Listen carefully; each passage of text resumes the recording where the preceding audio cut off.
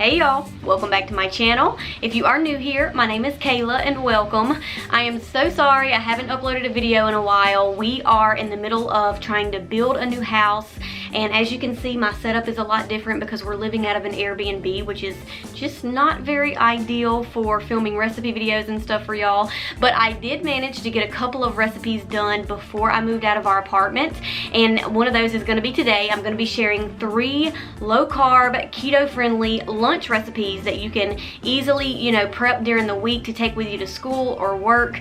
And they are going to be like my fall edition because I'm going to be sharing my beef and bacon keto chili, my creamy roasted tomato avocado bisque, which is delicious by the way, and it's dairy free, and my keto sheet pan chicken fajitas. And by the way, I'm sorry for any noise in the background. We're living in downtown Houston and there's like a ton of construction and stuff going on, so please forgive the noise. There's really no way around it, but I had to get some content up for you guys, so I hope you enjoyed this video. And by the way, you can go follow me on Instagram if you want to keep up with our new house building project that we have going on. I do like to post it to my stories.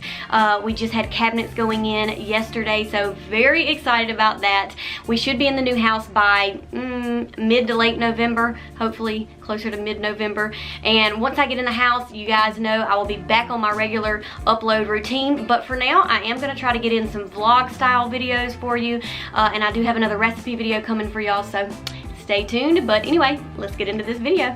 First off, I'm going to be sharing my hearty beef and bacon keto chili, and this is one of my favorites. So I'm going to start by cooking the bacon in a skillet over medium heat. I'm just going to cook that bacon until it's completely done. Now, as always, I suggest getting uncured, pasture-raised bacon if possible, because you want to make sure you're getting the highest quality bacon. Now, if you don't eat pork, you can also use turkey bacon in this recipe, and it still turns out to be super delicious. All right, once the bacon's done, I'm just going to transfer that to a plate with a paper towel to drain the grease, and then I'm going to set the bacon aside. Now, I've gone ahead and poured out about 75% of the bacon grease, but you do want to leave a little bit to coat the bottom of the pan because we are going to use this oil to saute our vegetables.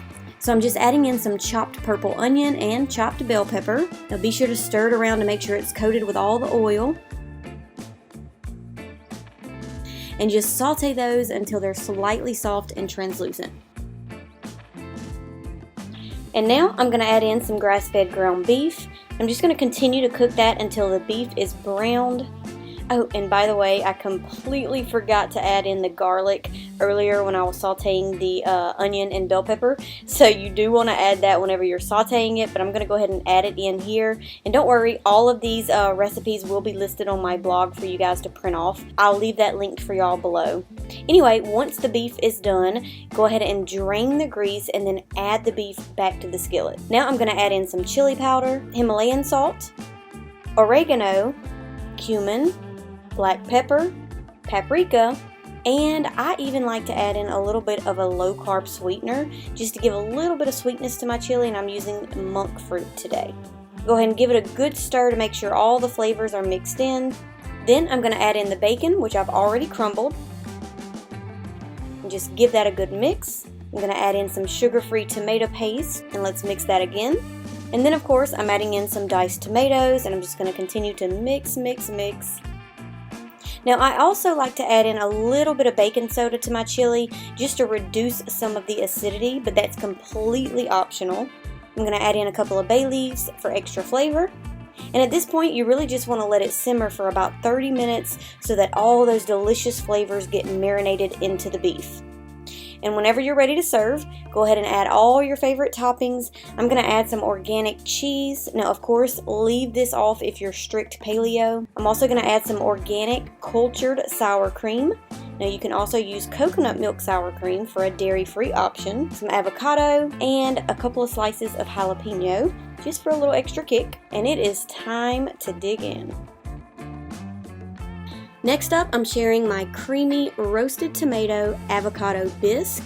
Now this one's not only low carb, but it's also dairy free. So the first thing you want to do is roughly dice your tomatoes. Now the key here to making a really good tomato bisque is to make sure that your tomatoes are fully ripe. This is going to give the bisque a more rich flavor. And I'm just adding the tomatoes to a baking dish along with some fresh garlic,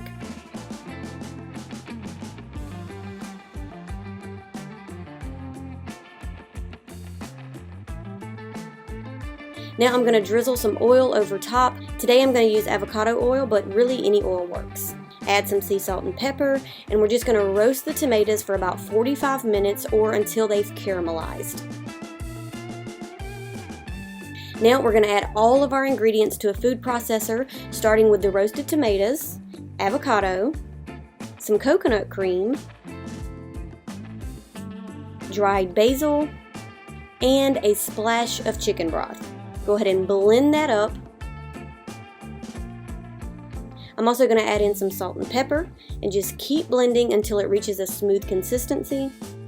And it's ready to serve. Of course, add your favorite toppings. By the way, I also suggest serving this bisque with my keto bread recipe. So good. I'll go ahead and link that recipe for y'all below. And lastly, I'm sharing my keto sheet pan chicken fajitas. Now, I make these all the time. They're so easy to make and they're so good. All right, we're gonna start by slicing 2 chicken breasts into thin strips. And as I always say, be sure to get your animal products organic, pasture raised if possible to get the highest quality. And to season the chicken, I'm just gonna add some garlic powder, onion powder, paprika, cumin, black pepper, and Himalayan salt. I'm just going to mix this all together to make sure those seasonings are fully coated on the chicken.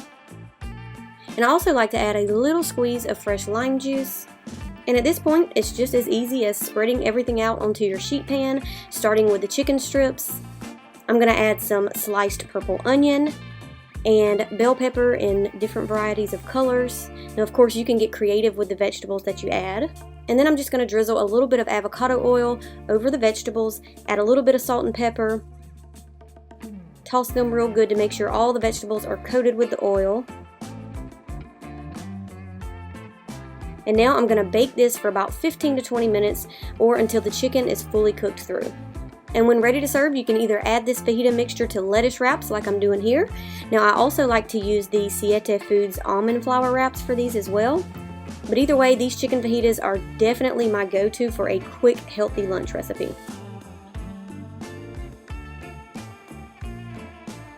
Well, that is it for today's video. I hope y'all enjoyed it, and of course, if you give any of these recipes a try, don't forget to tag me on Instagram, Facebook, comment below this video to let me know how you like the recipes, and don't forget to follow me on Instagram if you want to keep up with our new house building project.